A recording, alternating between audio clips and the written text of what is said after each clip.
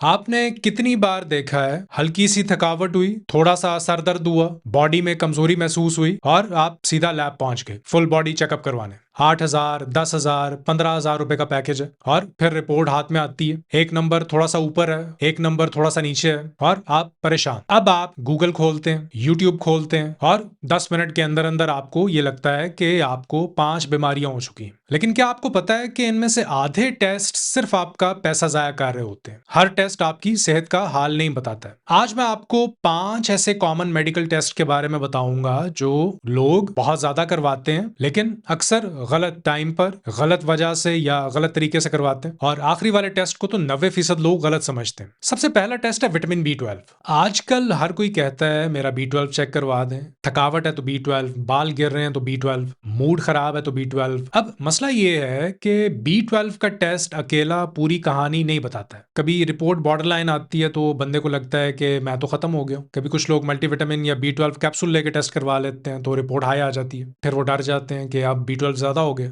देखिए, B12 test तब ज्यादा काम आता है जब आपको नर्व से रिलेटेड कोई फीलिंग्स आ रही हो, जैसे पाँव या हाथों में सुइयां चुभना, बैलेंस का मसला, जुबान जलना, या ब्लड रिपोर्ट में RBC साइज बड़ा हुआ आ रहा है। और अगर आप मेटफॉर्मिन लेते हैं, एसिडिटी की दवाइयां लॉन्ग टर्म लेते हैं, या आप वेजिटेरियन हैं, तो फिर B12 चेक करवाना ज्यादा लॉजिकल होता है। अदरवाइज सिर्फ हल्की सी थकावट की वजह से B12 का टेस्ट करवा के रिपोर्ट से डर जाना, ये आपकी सेहत की बेहतरी से ज्यादा आपकी जेब पर भारी पड़ता है। दूसरा टेस्ट है थायराइड, और यहाँ बहुत बड़ी कंफ्यूजन होती है। लोग कहते हैं कि डॉक्टर साहब मेरा TSH नॉर्मल है लेकिन मेरे बाल गिर रहे हैं, वेट बढ़ रहा है, थकावट रहती है, तो क्या मेरा थायराइड ठीक है? देखिए, TSH थायराइड का इंपॉर्टेंट टेस्ट है, इसे फजूल ना समझे, लेकिन फिर सिर्फ एक नंबर को देखकर अपनी पूरी बॉडी का फैसला भी ना करें। डॉक्टर लिखता है थायराइड चेक करवाएं, लैब सिर्फ TSH कर देती है, TSH नॉर्मल आ गया, आप खुश हो गए, लेकिन आपके बाल गिर रहे हैं और वेट बढ़ रहा है क्योंकि आपने फ्री T3 और T4 चेक ही नहीं किया। सिर्फ TSH देखना ऐसे ही है जैसे कि सिर्फ गाड़ी का पेट्रोल देखना और इंजन चेक ना करना। अगर सिम्टम्स मौजूद हैं तो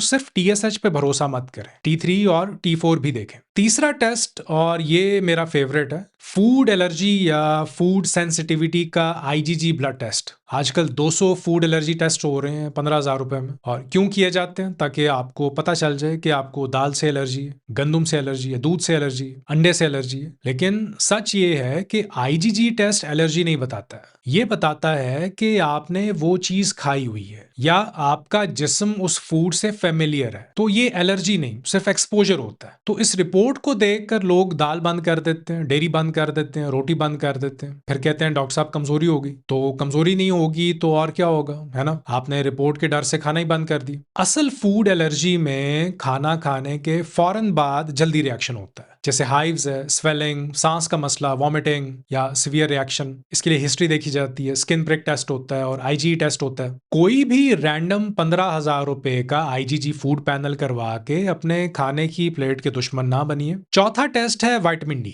देखिए, विटामिन D इंपॉर्टेंट है, इसमें कोई दो राय नहीं है। लोगों में ये डेफिशिएंसी कॉमन भी है, लेकिन हर महीने विटामिन D चेक करवाना ये जरूरी नहीं है। विटामिन D ऐसा विटामिन है जो बॉडी में स्टोर होता है और इसका लेवल रातों रात नहीं बदलता है। अगर आपका विटामिन D लो आया है, डॉक्टर ने सप्लीमेंट शुरू करवाया है, तो अगले हफ्ते या अगले महीने दोबारा टेस्ट करवाकर पैसा जाया ना करें। इसे टाइम दें, 3 से 4 महीने बाद रीचेक करवाना ज्यादा लॉजिकल होता है। हर महीने 3,000 रुपए खर्च करने की जरूरत नहीं है। पांचवा और आखिरी टेस्ट है कोलेस्ट्रोल, और यहाँ लोग सबसे ज्यादा डर जाते हैं। लैब रिपोर्ट में टोटल कोलेस्ट्रोल 210 आया और बंदे को लगता है बस अब हार्ट अटैक आने वाला। देखिए, टोटल कोलेस्ट्रोल अकेला आपकी हार्ट हेल्थ का फैसला नहीं करता। आपका LDL कितना है, HDL कितना है, ट्राइग्लिसराइड्स कितने हैं, नॉन HDL कितना है, आपको डायबिटीज है या नहीं, हाई BP है या नहीं, स्मोकिंग करते हैं या नहीं, फैमिली हिस्ट्री है या नहीं, राइट? ये सब रिस्क बताते हैं। फिर triglycerides to HDL ratio check किया, आपका गुड कोलेस्ट्रोल HDL अगर हाई है तो